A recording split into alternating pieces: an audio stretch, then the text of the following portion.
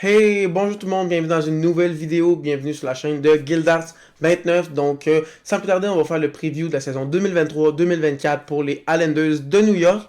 Mais comparé à la dernière vidéo que j'ai fait le preview pour les Devils de New Jersey, puis j'avais dit que j'avais vraiment hâte de faire cette équipe-là, parce que c'est une équipe excitante à voir jouer et tout. Cette équipe-là, c'est complètement l'inverse. C'est une équipe qui est un peu plus plate, qu'on peut dire, regarder, qui vont jouer plus défensif, qui vont laisser rouler le temps pour gagner des matchs plus serrés 2-1, 3-2, 1-0. Mais en même temps, ça fonctionne l'année passée. Ils ont fait les séries, donc c'est quand même une technique qui fonctionne très bien depuis plusieurs années pour les Islanders.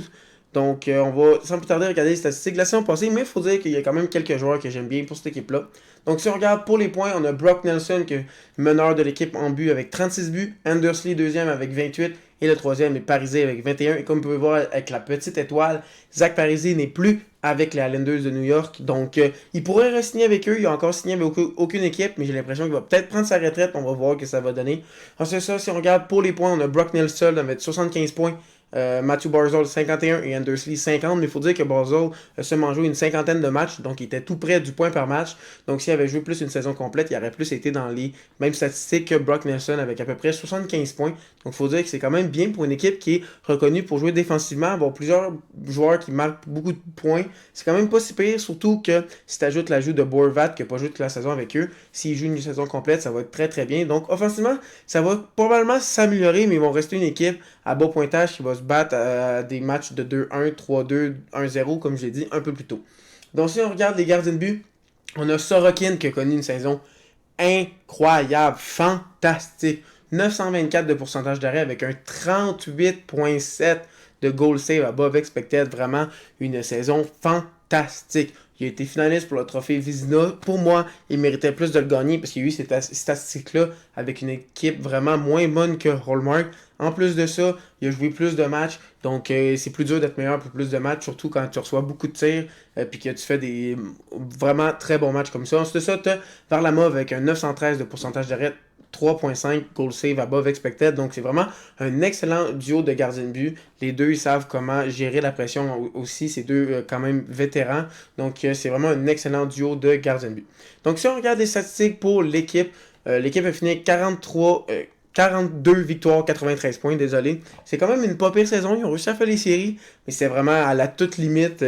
2-3 points de moins, puis ça aurait été une catastrophe. Ils n'auraient pas fait les séries. Donc vraiment, s'ils veulent refaire les séries, il faut redonner les bouchées doubles. Il n'y a rien de garanti pour les Islanders. Ils ont fini 4e de la métropolitaine, 15e au classement général. Donc vraiment, il y a 16 équipes qui font les séries. Ils étaient 15e. Vraiment, c'était à la toute limite.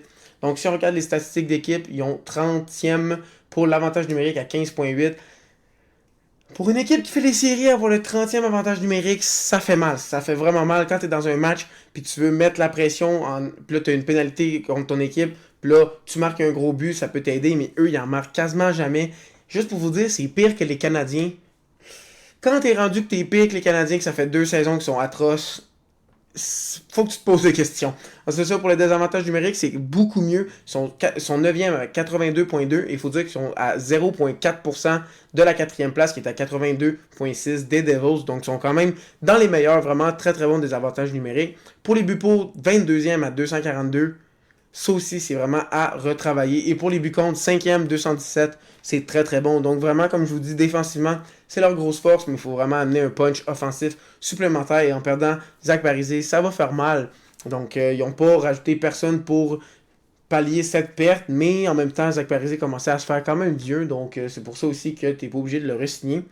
Donc justement, si je vous montre les joueurs qui sont partis, les joueurs qui sont arrivés, il n'y a pas grand-chose. Les additions, il y a Julien Gauthier et Kuhlman. Et eux qui sont partis, il y a Parisé et Bailey. Donc vraiment, pas grand-chose. Ils ont presque la même équipe que la saison passée. Puis la saison passée, ils ont réussi à faire les séries. Puis avec l'ajout de Horvat qui va jouer toute la saison avec eux, peut-être qu'ils vont être encore meilleurs. Donc c'est ça que le directeur général pense, surtout avec les gardiens qu'ils ont puis leur défensive, on peut penser que ça pourrait fonctionner. Donc, si on regarde l'argument plausible pour la prochaine saison, comme premier trio, on a Andersley, Borovat et Matthew Barzal. Je trouve que ça pourrait être un excellent premier trio. Il y a un peu de tout. Il y a Barzal qui est vraiment meilleur offensivement. Tu as Horvat qui est bon dans les deux sens et Andersley qui est quand même un bon marqueur de but. Donc, ça pourrait être un très bon premier trio. C'est ça, deuxième trio, tu as Engvall, Nelson et Paul Mary. C'est quand même pas mauvais, mais quand tu as un Pierre Engvall sur ton deuxième trio, il y a un petit problème. C'est plus un joueur de 3e, 4e trio, mais avec la Islanders, il est quand même bien fait, mais en même temps, c'est Pierre Engvall. C'est rien de fantastique. C'est ça, comme 3e trio, tu as Fasching, Jean-Gabriel Pajot et Wallstrom. C'est quand même relativement correct. Pajot, c'est quand même un très bon centre dans les deux sens de la patinoire. Mais ça pourrait quand même être mieux. On dirait qu'il manque un petit quelque chose en attaque qui pourrait m'exciter à les voir vraiment s'améliorer offensivement. Autre que peut-être le premier trio, le reste, il me laisse sur mon appétit, comme on dit. C'est ça comme 4e trio, ça j'ai rien à dire. C'est vraiment le parfait 4e trio. Martin, Cizikas, Clutterbuck, 3 vétérans qui savent jouer physique, qui savent amener de l'énergie en série, que ce soit en série ou en saison. Donc vraiment, ça c'est un 4e trio, j'ai rien à dire là-dessus. C'est ça, à la défensive, on a Pelec et Pollock. Ça, c'est une des meilleures paires. Les deux fit parfaitement ensemble. Ils se connaissent depuis longtemps. Les deux ils ont des styles complémentaires qui fonctionnent très très bien. Donc là-dessus, j'ai rien à dire. Deuxième paire, quand même très jeune, que j'aime beaucoup. Tu as un Alexander Romanov qui est plus physique, un peu plus jeu défensif. Et tu as un Noah Dobson qui a un petit flair offensif que je pense qu'il pourrait exploser cette année. Donc ce top 4 en défensive, je pense c'est leur grosse force avec leur gardien de but. Donc vraiment, s'ils veulent gagner, ça va être encore des matchs très serrés défensivement. C'est ça comme troisième paire, tu as Sébastien Aho et Scott Mayfield.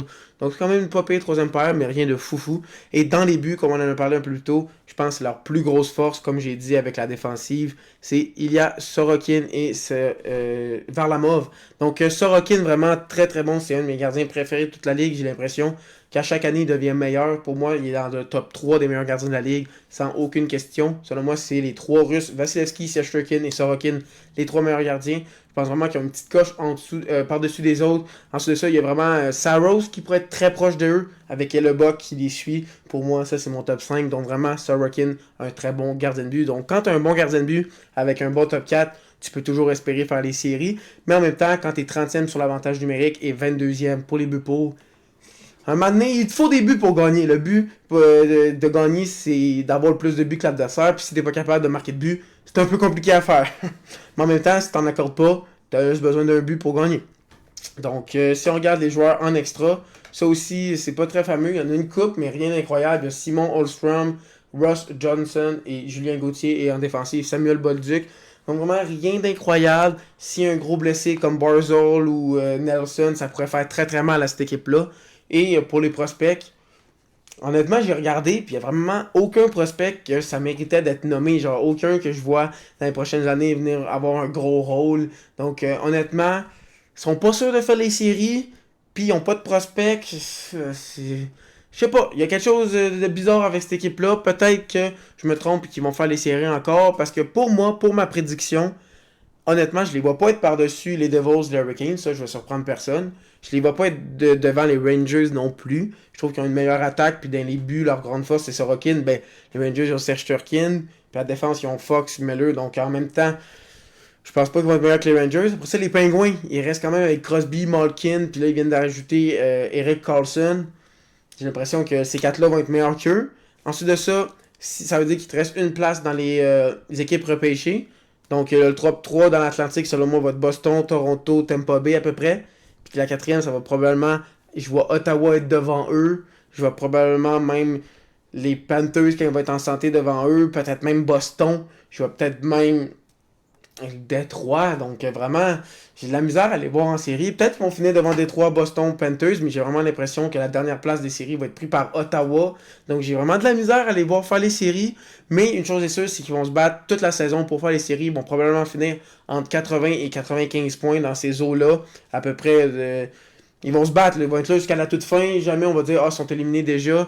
Et genre, ils vont se battre, ils vont probablement faire 88 points, 89 points. C'est ce que je pense pour eux, mais je les vois pas faire les séries. Je pense qu'il leur manque un petit quelque chose en attaque. Mais en même temps, ils n'ont jamais eu ce petit quelque chose en attaque-là, puis ils étaient capables de faire les séries.